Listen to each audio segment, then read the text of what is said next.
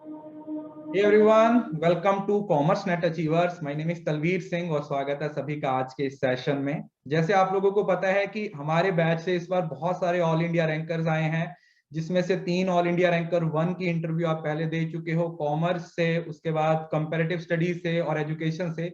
उसी सीरीज को कंटिन्यू करते हुए आज हमारे साथ हैं अनजाने शुक्ला, जिन्होंने पेपर 1 के अंदर 100 परसेंटाइल का स्कोर किया है और कॉमर्स में इन्होंने ऑल इंडिया रैंक 6 हासिल किया है। तो आज हम इनसे बात करेंगे और समझने की कोशिश करेंगे कि इन्होंने किस तरीके से अपनी प्रिपरेशन की थी, क्या क्या इनकी स्ट्रेटेजी रही थी। तो सबसे पहले तो बहुत बहुत स्वागत है आपका। Thank you sir. तो देखो, सबसे पहले मैं हर बच्चे से एक ही क्वेश्चन पूछता हूं कि जब रिजल्ट देखा तो कैसा लगा। वो उस मोमेंट को याद कीजिए और मुझे बताइए कि उस मोमेंट पे आपका एक्साइटमेंट लेवल, या रिजल्ट देखने से पहले एक डर होता है ना कि पता नहीं होगा या नहीं होगा, है ना। और ये भी बताइए कि क्या फर्स्ट अटेम्प्ट था आपका। यस सर, हमारा फर्स्ट अटेम्प्ट था। जैसे ही मैं पता चला आप वीडियो डाले, ऑडियो डाले उस पे टेलीग्राम टेलीग्राम पे पे। आप। हाँ, तो एकदम जैसे अंदर से धक धक धक धक करने लगा, ओके। डर गई थी। और जैसे ही रोल नंबर डाल रहे थे, मन में आ रहा था कि कैसा होगा, क्या होगा। लेकिन जैसे ही देखे तो अचानक से लगा कि नेट हुआ है क्या बस। अच्छा। फिर से देखे तो जूम करके देखे तो JRF था। फिर 3-4 बार सर ओपन करके उसको देखे लिंक को, ओके। तो JRF था फाइनली। फिर आपको कॉल किए तुरंत। जी जी। और पेपर 1 में फाइनली 100 परसेंटाइल मतलब हाईएस्ट मार्क्स, ये सोचा था? नहीं सर, 100 परसेंटाइल नहीं सोचा था। फिर जूम किए कि मेरा ही रिजल्ट है क्या। अच्छा अच्छा। फिर देख तो मतलब तुरंत कॉल, पापा को यकीन बताया, नहीं हो मम्मी। रहा था, यकीन नहीं हो रहा था कि मेरा ये रिजल्ट हो गया है। जी चलो, फिर भी हो गया फाइनली। चलो, बहुत बहुत उस जी। चीज के लिए तो आपको बहुत बहुत कंग्रेचुलेशंस, आपके पेरेंट्स को बहुत बहुत कंग्रेचुलेशंस। तो हम शुरुआत करेंगे थोड़ा आपके बारे में। आप अपने बारे में बताइए, अपने बैकग्राउंड के बारे में, अपनी स्टडी के बारे में। जी सर, मेरा B.Com सर महात्मा गांधी काशी विद्यापीठ से हुआ है। ओके। फाइनली मैं काशी हिंदू विश्वविद्यालय से BHU से, जो कि है बनारस में है। मेरा M.Com 4th सेमेस्टर भी चल रहा है। ओके, मतलब अभी एमकॉम कर रहे हो, राइट?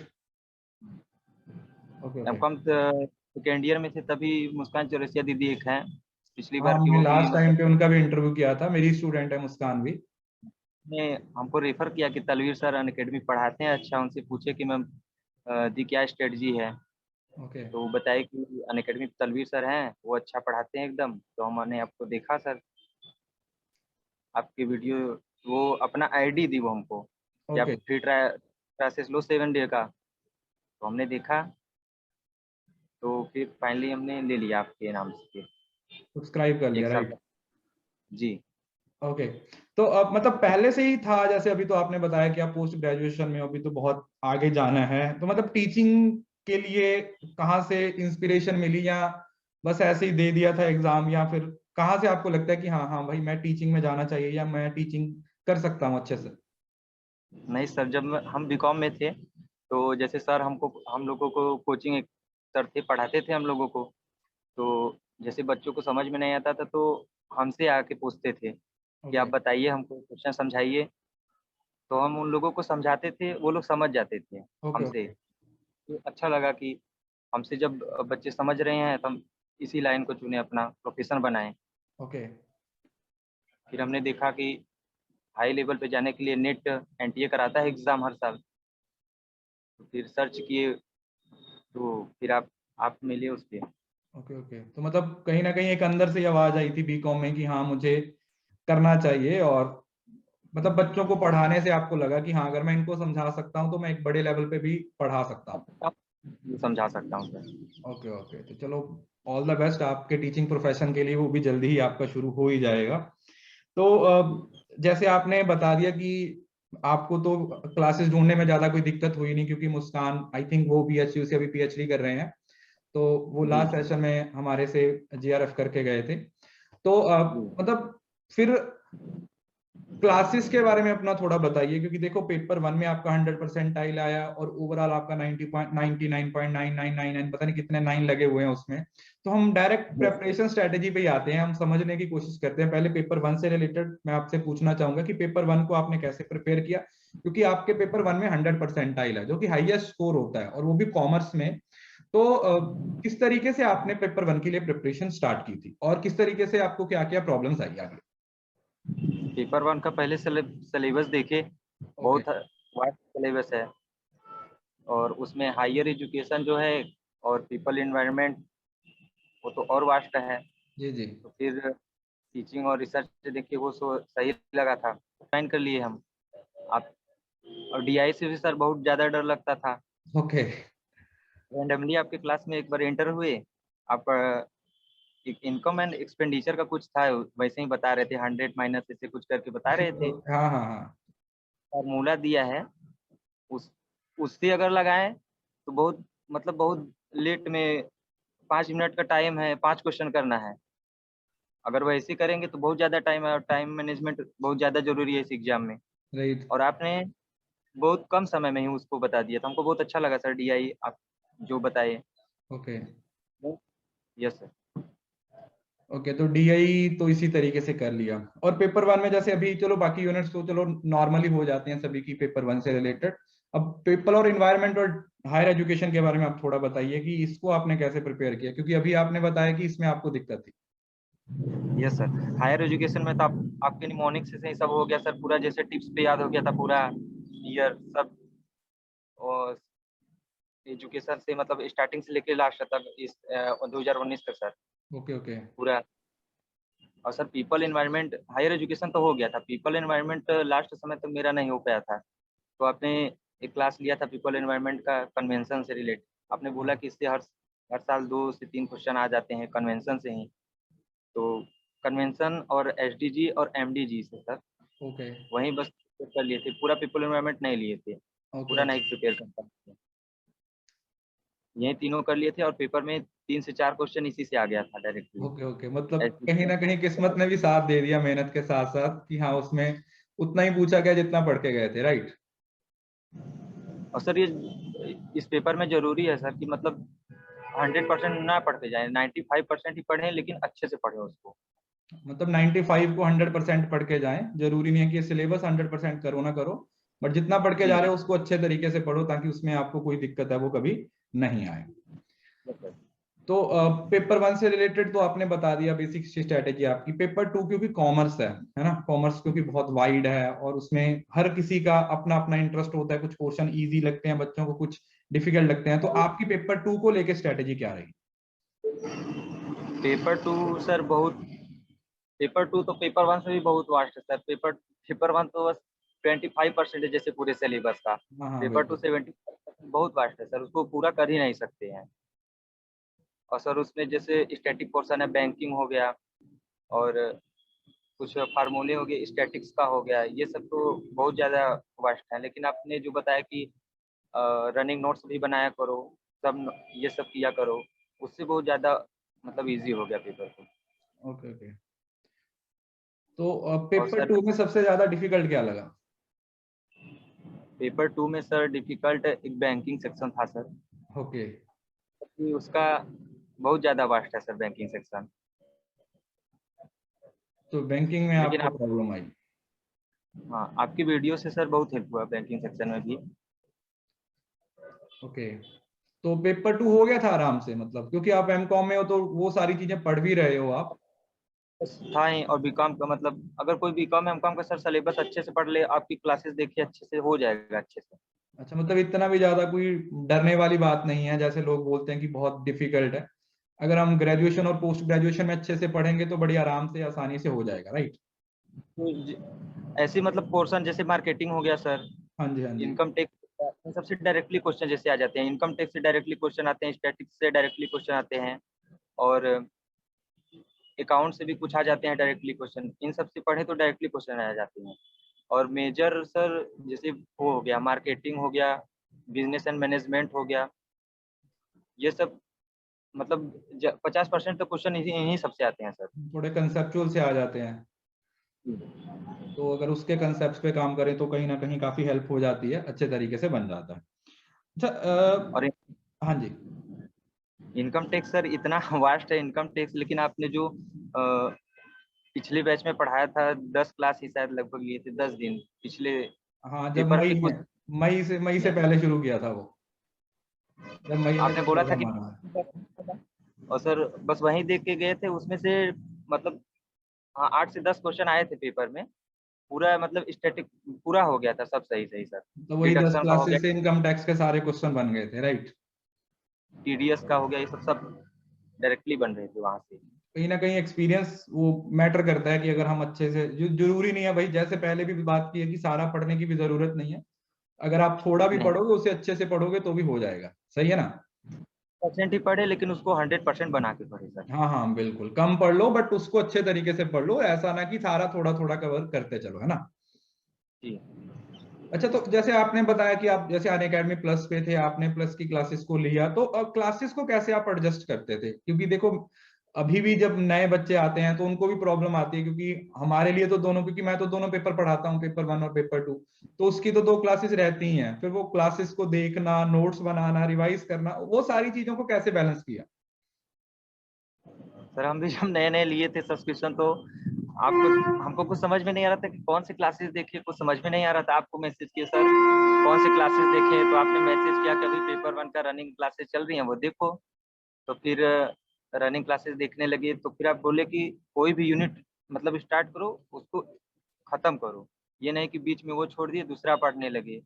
रिसर्च पढ़ रहे हैं, आधा उसको पढ़े फिर टीचिंग पे चले आए, ऐसे नहीं। कोई भी पढ़ो, चाहे लाइव देखो चाहे रिकॉर्डिंग देखो, पूरा उसको पहले देखो और उसका अपने से नोट्स बनाओ, और फिर उसको मतलब हर वीक में सर 1 बार 2 बार रिवीजन करते रहें। नहीं तो इतना वास्ट सिलेबस है सर, अगर थोड़ा सा ये रिसर्च छोड़ दिए तो दूसरा पढ़ने लगे, रिसर्च का ध्यान नहीं दिए, वो भूल जाएंगे। ऐसे उसको हर वीक में रिवीजन करते रहेंगे तो सही रहेगा। ओके ओके, तो मतलब हो गया था, पहले पहले थोड़ा डिफिकल्ट लगा था। जी, पहले नहीं समझ में आ रहा था कि कहाँ पे जाए, अनअकैडमी पे ओके। कौन देखे। उनका भी क्लास चल रहा है, कोई ज्वाइंट क्लास चल रहा है, समझ में नहीं आता है पहले अच्छा पहले। अच्छा, हाँ, नहीं को काफी फिर सारे खुद बैचेस वगैरह की वजह से हो जाता है कभी कभी। जी बट फिर भी मतलब कुल मिला के धीरे धीरे सीख के आपने सारी चीजों को एडजस्ट कर ही लिया। धीरे धीरे सीखेंगे। नहीं नहीं बिल्कुल, और उसका कोई भी रिजल्ट भी हमें नजर आ रहा है। जी जी उसका रिजल्ट भी हमें नजर आ रहा है। अच्छा, यहाँ पर एक बात आ जाती है, जैसे आपने रनिंग नोट्स के बारे में बताया, तो नोट्स को लेके थोड़ा सा आप अगर डिटेल में बताओगे तो ज्यादा अच्छा रहेगा। सर, जेआरएफ में मतलब मेन सक्सेस नोट्स का ही है सर। बिना नोट्स के जेआरएफ निकल ही नहीं सकता है। अगर कोई किसी का माइंड तो इतना बड़ा है नहीं कि पूरा सिलेबस याद कर ले, उसको टिप्स पे याद रहे पूरा। इतना वास्ट सिलेबस है कि कुछ ना कुछ भूल जाएंगे। और अगर मतलब कि एक अपना अलग से नोट्स बना लें, आपके एक सर वीडियो भी अनअकैडमी पे हाउ मेक नोट्स जी जी। डाले हैं आप सर, नोट्स बनाने के लिए देखिए। तो उसको कोई देख ले अपने, ये नहीं कि कोई सजाते रहे उसको, पूरा लिखते ही रहे नोट्स को, नहीं नहीं इजी बिल्कुल का बिल्कुल। नोट जाते रहे। अपने बस अपने लैंग्वेज में लिखने की आपको समझ में आए, जल्दी से आप रिवाइज कर लें। बिना नोट्स के जीआरएफ नहीं हो सकता है सर। हाँ, मतलब आपको लगता है कि कहीं ना कहीं, मतलब अपने हिसाब से नोट्स बनाइए, जितने आपको जरूरत है, जितना आपको लगता है कि आप भूल जाओगे, या मतलब आपको लगता है कि हाँ यार अगर सही तरीके से सर करूंगा।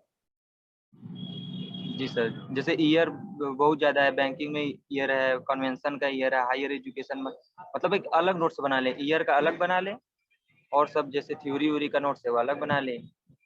मतलब वही जो मैं बोलता हूँ अक्सर कि स्टैटिक नोटबुक आपको बनानी चाहिए, उसमें आप अपने सारे ईयर्स वगैरह मेंशन करके रखो कि ये मतलब सारे कन्वेंशंस के ईयर हैं, ये थ्योरीज के ईयर्स हैं, तो उससे आपको काफी हेल्प हो जाएगी। Yes sir. ओके, तो नोट्स के बाद हम बात करते हैं मॉक्स की। देखिए मॉक्स को लेके काफी स्टूडेंट्स की कंफ्यूजन रहती है, और साथ में पीवाईक्यू, क्योंकि जैसे अभी इस बार जब पेपर दे के आ रहे थे बच्चे, तो ये बोले थे कि सर पीवाईक्यू का तो कोई फायदा ही नहीं हुआ, जबकि मैंने अभी पेपर चेक किए हैं तो एक्चुअली में पीवाईक्यू जैसे ही क्वेश्चन पूछे जा रहे थे, और हम आपको हमेशा बोलते हैं कि पीवाईक्यू की इंपॉर्टेंस है। तो पहले आप अपने पीवाईक्यू को लेके स्ट्रेटेजी बताइए, और उसके बाद फिर मॉक कब देते थे, कितने देते थे, और उसको कैसे एनालिसिस करते थे। पीवाईक्यू का सर, पीवाईक्यू बहुत इंपॉर्टेंट है सर। जो 10 साल के पीवाईक्यू हैं सर, अगर लगा लें अच्छे से, और ये नहीं कि बस पीवाईक्यू बस देखते चले जाएँ, और उसका मतलब जो 4 ऑप्शन है सर ना, चारों ऑप्शन को पहले मतलब कि क्यों गलत है ये और क्यों सही है। अगर इस तरह से पीवाईक्यू सॉल्व करेंगे, तो बहुत ज़्यादा हेल्प होगा। उसको अपने एक अलग पीवाईक्यू का एक अलग नोट्स बनाएँ सर, ओके। कि क्यों गलत है, क्यों सही है, ऐसे मतलब एनालिसिस करेंगे तो पीवाईक्यू को ज़्यादा फ़ायदा होगा। क्योंकि पीवाईक्यू तो रिपीट नहीं होते हैं, कुछ क्वेश्चन रिपीट होते हैं सर, मतलब कि 1-2 क्वेश्चन हो गए, लेकिन ट्रेंड वही मतलब एनटीए अपना रहा है इसमें। मतलब कहीं ना कहीं टॉपिक्स और पूछने का तरीका तो वही है हाँ, जो वही पहले है। पूछे जाता है। तो टीडीएस से कोई इस बार अलग सेक्शन पूछ लिया, तो कुछ मतलब पिछली बार अलग सेक्शन मतलब पूछ वही है लिया, कि लेकिन टॉपिक वही रहता है, उसको घुमा के पूछ लेते हैं या फिर अलग तरीके से पूछ लेते हैं, राइट। तो मतलब आपको लगता है कि पीवाईक्यू की जरूरत है, चाहे आप पेपर 1 बना रहे हो चाहे आप पेपर 2 बना रहे हो, तो दोनों में हमें पीवाईक्यू है वो कहीं ना कहीं क्या करना पड़ेगा, बनाने पड़ेंगे और जी, उसको सॉल्व करना पड़ेगा, सही है। तो आप पीवाईक्यू उस पर अपने टेलीग्राम पे शेयर की हैं, अगर वो पूरा कोई सॉल्व कर लेना तो फर्स्ट पेपर ऐसे ही मतलब बस आप आपकी वीडियो देखकर पीवाईक्यू सॉल्व कर ले, उसका फर्स्ट पेपर आराम से हो जाएगा। ओके, तो कहीं ना कहीं पीवाईक्यू की हमें जरूरत है, राइट, चाहे फिर वो पेपर 1 हो चाहे पेपर 2, चाहे ट्रेंड चेंज हो, कुछ भी होता रहे, मतलब पीवाईक्यू का कोई अल्टरनेटिव नहीं है, वो हमें सॉल्व करने ही पड़ेंगे। Yes sir. ओके, तो ये तो रही पीवाईक्यू, क्योंकि देखो पीवाईक्यू को तो आपको ऑफलाइन में मतलब मिल जाते हैं, आपको नोट उसमें ऑफलाइन में मिल जाते हैं। बात आती है क्योंकि पेपर में टाइम मैनेज करना एक बहुत बड़ा फैक्टर हो जाता है और उसके लिए हमें मॉक्स देने पड़ते हैं। तो मॉक्स को देके आपकी क्या स्ट्रेटेजी रही है? मॉक्स तो हमने सर ज़्यादा तो नहीं दिया था, 7-8 मॉक्स दिए होंगे, लास्ट में दिए थे सर, ओके। कि टाइम कैसे होता है। अगर मॉक्स देंगे तो वो फीलिंग आता है कि जैसे हम एग्ज़ाम में बैठे हैं, उसी टाइप से दिए, नहीं कि घर पे बैठे हैं कि मॉक्स दे रहे हैं, इधर-उधर सब काम-वाम कर रहे हैं, नहीं, अपने 3 घंटा अपने आप को दो। ओके। मॉक्स दे रहे हैं तो बस उसी पे ध्यान दो। और ये नहीं कि बस अपने मन से ही पूरा तुक्का लगा रहे हैं, 100 ठो क्वेश्चन 100 का 100 कर दिए, फिर देख रहे हैं कि हमारा कितना नंबर आया। नंबर मत देखिए, हमारा रैंक कितना, ये सब ज़रूरी नहीं है सर। आपको कितना समझ में आया उस मॉक से, कौन-सा मतलब आप देखिए कि हम कहाँ क्वेश्चन में फँस रहे हैं, कौन-सा पोर्शन मेरा स्ट्रॉन्ग है, कौन-सा पोर्शन वीक है, ये एनालिसिस करना चाहिए मॉक में। मतलब मॉक्स को टाइम मैनेजमेंट के साथ साथ हमें इस चीज पे ज्यादा ध्यान देना चाहिए कि वो उसमें हम मतलब कहीं ना कहीं एनालिसिस ज्यादा जरूरी है, कि हम जी, सही से उसको एनालिसिस कर रहे हैं, क्योंकि अदरवाइज मॉक में जितने मर्जी नंबर ले लो, अगर उससे सीख नहीं रहे हम हो भी तो मुझे नहीं लगता कि कोई फायदा है ना। मॉक से जैसे सर हम देते थे, तो हमारा रैंक बहुत नीचे रहता था, लेकिन हम मतलब ये केयर नहीं करते थे कि हमारा रैंक क्या है। वो तो बस मॉक्स का रैंक है, असली गेम तो वहाँ एनटीए देखेगा। ये मतलब वही है, वहां पे चाहे 50वां रैंक आया मगर यहाँ पे ऑल इंडिया रैंक 6 आया, तो हमें तो 6 चाहिए ना। तो उसमें मॉक में हाँ, शायद किसी का एक या 1 आया होगा मॉक में, तो बट उसका यहाँ पे नहीं आया है ना। वहाँ पे फर्स्ट है, वहाँ यहाँ पे थोड़ी ना फर्स्ट रहेगा। बिल्कुल बिल्कुल। तो मॉक्स को एनालिसिस करना ज्यादा जरूरी है कहीं ना कहीं, अगर हमें लगता है कि हाँ। ये देख के नहीं डरना चाहिए कि हमारा नंबर कौन सा आ रहा है। ओके ये ओके। देखिए आपको कितना समझ में आ रहा है मॉक्स से। अपना वीक पोर्शन देखें कि कहाँ वीक है। कहीं ना कहीं ये ज्यादा जरूरी है कि हम उस मॉक से सीखें, ना कि ये देखें कि हाँ भाई हम सिर्फ उसको सॉल्व किए जा रहे हैं बस, और सोच रहे हैं कि बस मॉक में नंबर 1 ले आना है। हमें मेहनत करनी पड़ी है और मॉक को एनालिसिस करना पड़ेगा, सही। जी सर। ओके, तो ये मॉक और पीवाईक्यू तो दोनों की इंपॉर्टेंस अपने आप में काफी ज्यादा हो जाती है। जैसे आपने वैसे तो बताया कि आप रिवीजन करते रहते थे, बट फिर भी मैं चाहता हूँ कि आप थोड़ा सा ना डिटेल में बताएं कि आप रिवीजन कैसे करते थे, अपने नोट से करते थे, क्लासेस से करते थे, कैसे करते थे? नहीं सर, हम रिवीजन अपने नोट्स से करते थे। जो रनिंग नोट्स था, एक अलग से नोट्स बनाए थे, मतलब जहाँ हमको समझ में नहीं आता था, आपका पीडीएफ तो था ही सर, उससे अपना अलग से नोट्स बना लेते थे। ठीक है। और जैसे फर्स्ट पेपर का सर, मतलब हम 2 टाइम बनाए थे रिवीजन के लिए। सुबह के टाइम में जैसे 3 बजे उठते थे, डेली तो 3 बजे नहीं उठ पाते थे, कभी-कभी 3 बजे या 4 बजे तक उठ जाते थे सर। ठीक है। तो 2 घंटा फर्स्ट पेपर को देते थे रिवीजन के लिए, जिसमें से जैसे एक स्टैटिक पोर्शन हो गया, एक जो जैसे टीचिंग हो गया और हायर एजुकेशन हो गया। एक हार्ड वाला सब्जेक्ट और एक ईज़ी वाला सब्जेक्ट, ऐसे उठाते थे, रिवीजन करते थे। इससे आपको अच्छा भी लगेगा। ये नहीं कि हार्ड वाला ही उठा लिए, मन ही नहीं कर रहा है रिवीजन करने का। बिल्कुल। मतलब दोनों मिक्स करके पढ़िए, हार्ड वाला भी और ईज़ी वाला भी। ओके। और सर पेपर का जैसे हो गया, पेपर 2 में हम 3 बैच बनाए थे, मतलब उसमें 10 पेपर है। तो इनकम टैक्स के लिए अलग से बस आपकी वीडियो से रिवीजन किए थे।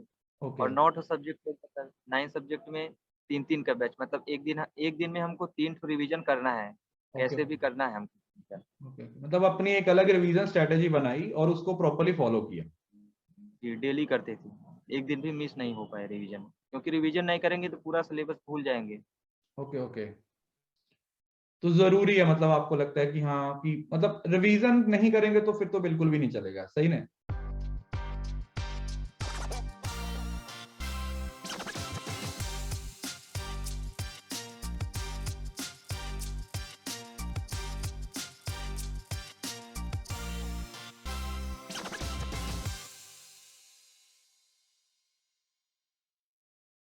तो आपको लगता है कि कहीं ना कहीं रिवीजन के बिना बात नहीं बनने वाली, तो जितने भी नए स्टूडेंट्स हैं उनको रिवीजन पे हमें खास फोकस करना चाहिए कि हाँ हम रिवाइज नहीं करेंगे तो बात नहीं बनेगी। जी सर, ओके, तो बिना रिवीजन के हाँ जी, क्या बोले थे आप? बिना रिवीजन के जेआरएफ पा ही नहीं सकते हैं सर। ओके ओके, क्योंकि इतना सारा पोर्शन है उसको अगर आप रिकॉल नहीं करोगे तो दिमाग में बैठेगा नहीं। ह्यूमन नेचर ही ऐसा सर, सब जिसका मतलब याद नहीं करेंगे, रिकॉल नहीं करेंगे, भूल जाएंगे। बिल्कुल बिल्कुल, और सिलेबस भी इतना है ना, कहाँ पेपर 1 को आप पढ़ोगे, कितना पेपर 2 को पढ़ोगे, है ना, कितना दिमाग में रख सकते हो, तो बार बार कहीं ना कहीं हमें रिकॉल है वो करना ही पड़ता है। एक ही 2 सब्जेक्ट रिवीजन करें, लेकिन रिवीजन डेली करें। ओके, मतलब एक रिवीजन का स्लॉट रखना जरूरी है, जैसे क्लासेस का स्लॉट रखना जरूरी है। जैसे एक हफ्ते रिवीजन नहीं करेंगे तो मन नहीं करेगा, बोलेंगे दूसरे दिन करिए, दूसरे दिन कर लेंगे, दूसरे दिन कर लेंगे, ओके ऐसे ही करते रहेंगे, नहीं कर पाएंगे। अगर डेली अपना रूटीन बनाए रहेंगे कि डेली रिवीजन हमको करना ही करना है, चाहे फर्स्ट पेपर चाहे सेकेंड पेपर हमको करना है, ऐसे करते रहेंगे सर, 10-12 दिन में पूरा रिवीजन एक बार पूरा कर लेंगे। ओके, तो जरूरी है मतलब रिवीजन के लिए स्लॉट रखना, मतलब ऐसे लाइटली नहीं लेना हमें रिवीजन को कि ठीक है हो गया तो हाँ सही है, नहीं, मतलब जैसे क्लासेस के लिए स्लॉट रखा है उसके लिए रिवीजन के लिए भी हमें स्लॉट है वो रखना पड़ेगा। जी। ओके, तो अब ये तो आपकी पूरी प्रिपरेशन की जर्नी है जिस तरीके से भी आपको, क्योंकि मुझे लगता है कि एमकॉम जैसे बहुत सारे लोग तो ये बोलते हैं कि सर एमकॉम के साथ कैसे पढ़े, बट यहाँ पर भी मैंने पहले भी कुछ बच्चों की इंटरव्यू लिया, उन्होंने भी पढ़ाई करते हुए ही अपना एग्जाम क्रैक किया। तो मुझे लगता है कि ये एक एडवांटेज है अगर देखा जाए ना। लोग बोलते हैं कि सर एमकॉम में हमें टाइम नहीं मिलता, बट आप भी इस पे बारे में अपना बताइएगा, आपका रिव्यू कैसा है कि हमें प्रिपरेशन में आप ये मान के चलो कि हम बीकॉम का एमकॉम कर रहे हैं तो साथ ही साथ हमारी तैयारी भी हो रही है, तो आपको क्या लगता है कि हाँ आपकी एमकॉम ने आपको हेल्प किया इस चीज के लिए? हाँ सर, बहुत ज़्यादा हेल्प किया, क्योंकि बीकॉम और एमकॉम का सिलेबस ही पूरा नेट जेआरएफ का सिलेबस है, कॉमर्स से रिलेटेड जो है। क्योंकि जो हम बीकॉम एमकॉम में जो बुक्स पढ़ते हैं सब इसमें है, जेआरएफ में वही सब सब्जेक्ट है। अगर अपना वो भी पढ़ते रहें और इधर प्रिपरेशन भी करते रहें, हो जाएगा अच्छे से। ओके, तो मतलब एक्सक्यूज देने की बजाय हमें इस चीज को देखना चाहिए जी, कि वहां पर एमकॉम के कॉमन बाद क्या है। हाँ 1-2 साल बाद सोचें करें तो मतलब वो भूल जाते हैं ना जो पढ़े रहते हैं। अगर करेंट टाइम में जो पढ़ रहे हैं वो ज़्यादा याद रहता है। बिल्कुल बिल्कुल, जी। जरूरी है कि हम उस चीज पे ज्यादा फोकस करें, सही में। ओके, तो अब ये तो आपकी पूरी प्रिपरेशन का फेज रहा, आपने बताया, और सबसे इंपॉर्टेंट बात की फर्स्ट अटेम्प्ट में ही क्लियर हो गया। अब जब आप एग्जाम हॉल में बैठे थे ना, आपका एग्जाम था, तो वो जो 3 घंटे का प्रेशर होता है उसको हैंडल करना एक बहुत बड़ी चीज हो जाती है ना सबके लिए, चाहे कितनी भी तैयारी की हो। अगर वहां पे जाके आप पैनिक हो गए तो सब चीजें आप क्या कर देते हो, खराब कर देते हो। तो आप उस 3 घंटे को आपने किस तरीके से हैंडल किया? उस 3 घंटे को सर, जब पेपर हम लोग देने जा रहे थे तो आप एक क्लास लिए थे पहले सर। स्पेशल क्लास में आपने बताया था कि एक टेबल बना के रखना अपने टेबल पे जहाँ पेपर दे रहे हो। जी। अगर कोई भी मतलब क्वेश्चन इजी लगे तो ये नहीं कि हमको पूरा पेपर आ रहा है, अगर कोई भी क्वेश्चन हार्ड लगे तो ये नहीं कि हमको पूरा पेपर नहीं आएगा। एक न्यूट्रल बने रहो, बिल्कुल। समझ रहे हैं? आगे बढ़ते रहो। तो कभी लगा पेपर में कि पैनिक हो रहा हूँ, टेंशन आ रही है? नहीं सर, अगर उसको उस टेबल मेरे सामने थी ना सर, नहीं हो रहा था इसलिए। अच्छा अच्छा, मतलब वो टेबल पे ही ध्यान था, जब भी कुछ लगता था कि चाहे आसान आ रहा है डिफिकल्ट आ रहा है, तो वो सक्सेस चार्ट आपको हेल्प कर रहा था। बता रहा इजी आ गया तो जैसे मन में खुशी होने लगा, लेकिन फिर आपकी बातें याद आ जा रही थी। बोले हैं कि सर 3-4 क्वेश्चन इजी आ गया तो ये मत समझो पूरा पेपर इजी है। ओके और ओके। फिर जैसे हार्ड आ जा रहा था तब भी ये सोच रहे थे कि नहीं आगे आएगा इजी। हाँ हाँ, बिल्कुल बिल्कुल, मतलब कहीं ना कहीं न्यूट्रल रखा, उसका फायदा आपको हुआ। भी था।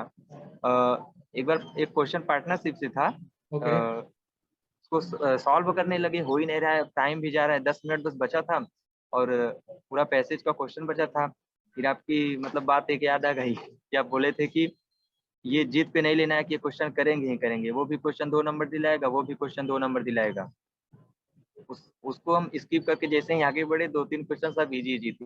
Okay okay. फिर हम सोचने लगे जीत पे ले लेते, अगर यही करते तो वो सब छूट जाता। 6 नंबर चले जाते और शायद आज इस यहाँ पे नहीं होते। कहीं ना कहीं वो चीज ने आपको काफी हेल्प किया। जी। ओके। और आपने सर तुक्का मारने का भी जो बताया था, कि लास्ट मतलब में जो नहीं आते हैं। एजुकेटेड गेस कैसे लगाएं, ओके ओके। तो उसकी वजह से सर मेरा 4 क्वेश्चन लास्ट में सही हुआ था। ओके 8 नंबर उसके आगे, तो मतलब 14 नंबर तो मतलब सिर्फ उस एक चार्ट की वजह से या वो टेक्निक्स की वजह से हाँ आपको आ गए। तो मतलब 3% तो आपके ऐसे ही नंबर है वो यहाँ से आ गए, क्योंकि आपने वो सारी चीजों को सीखा भी और अप्लाई भी किया है ना। सीख तो हम लेते हैं, बट जब अप्लाई करने का टाइम आता है वहां पर हम अप्लाई नहीं कर पाते हैं। तो अप्लाई करना भी उतना ही जरूरी हो जाता बट इसको अप्लाई करने में बहुत बेनिफिट है। है। Okay okay. तो सभी लर्नर सब सोचते हैं कि बस सर बोल रहे हैं, इसका यूज होता है कि नहीं, लेकिन उस समय एग्जाम हॉल में जब बैठे थे तो रियलाइज हुआ कि यूज होता है इसका। Okay okay. तो मतलब आपको लगा कि हाँ यार, अब एक्चुअली में जो चीजें बताई जाती हैं क्लास में, उन सारी चीजों की एक वैल्यू है, हमें समझना चाहिए जी। उन सारी चीजों को। जी सर। तो बहुत बहुत अच्छे तरीके से आपने अपनी सारी जर्नी को बताया है। काफी अच्छी चीजें आपने बताई हैं। लास्ट में मैं चाहूंगा कि आप एक मैसेज हमारे लर्नर्स के लिए, कुछ भी जो आपको लगता है कि आपको बोलना चाहिए उनके लिए, जो भी आगे जून का अटेम्प्ट देने वाले हैं। सर बस आप ही का एक मैसेज है, BCD वाला कॉन्सेप्ट है, okay. Belief, consistency and determination. जी। यहीं पे सर अपना रूल बनाए, सब लर्नर हो जाएगा सर। पहले आप बिलीव करिए कि हम JRF कर सकते हैं, ओके और कंसिस्टेंसी ये नहीं कि एक दिन किए फिर दूसरे दिन छोड़ दिए, और डिटर्मिनेशन मतलब कि हम करके रहेंगे। ओके। कैसे नहीं होगा JRF, हम ही से होगा। बिल्कुल बिल्कुल। तो कहीं ना कहीं जी बहुत जरूरी हो जाता है अपनी कंसिस्टेंसी को मेंटेन करना, अपने एफर्ट्स को मेंटेन करना। और डेफिनेटली वो आप एग्जांपल हो उसके, आपने ये AR6 है उसको अचीव किया है। बहुत अच्छा लगा, आपने बहुत सारे पॉइंट्स बताए। एक बार फिर से बहुत बहुत थैंक यू टाइम निकालने के लिए, और बहुत बहुत कंग्रेचुलेशंस आपको, आपकी पूरी फैमिली को। Thank you so much sir. आप अब नेक्स्ट जब भी आप PhD में एनरोल करोगे कहीं पर भी, तब भी हम आपको मिलेंगे और हम आपके एक्सपीरियंस को समझने की कोशिश करेंगे। Thank you so much. Thank you. तो ये थे हमारे साथ अंजनय शुक्ला, जिन्होंने AR6 अचीव किया और पेपर 1 में 100% मार्क्स लिए हैं। आई होप कि इनकी इस स्वीट सी जर्नी से आपको काफी सारी चीजों के बारे में पता चला होगा। इसी तरीके की और बहुत सारी वीडियोस हैं, बहुत सारे लर्नर्स हैं अभी क्यू में हैं, वो भी मैं आप लोगों के साथ जल्दी ही शेयर करूंगा। सो ये थी इनकी जर्नी। मिलेंगे नेक्स्ट वीडियो में, तब तक के लिए खुश रहें, हंसते रहें, मुस्कुराते रहें, और हाँ, इस वीडियो को शेयर करना ना भूलें, बिकॉज शेयरिंग इज केयरिंग।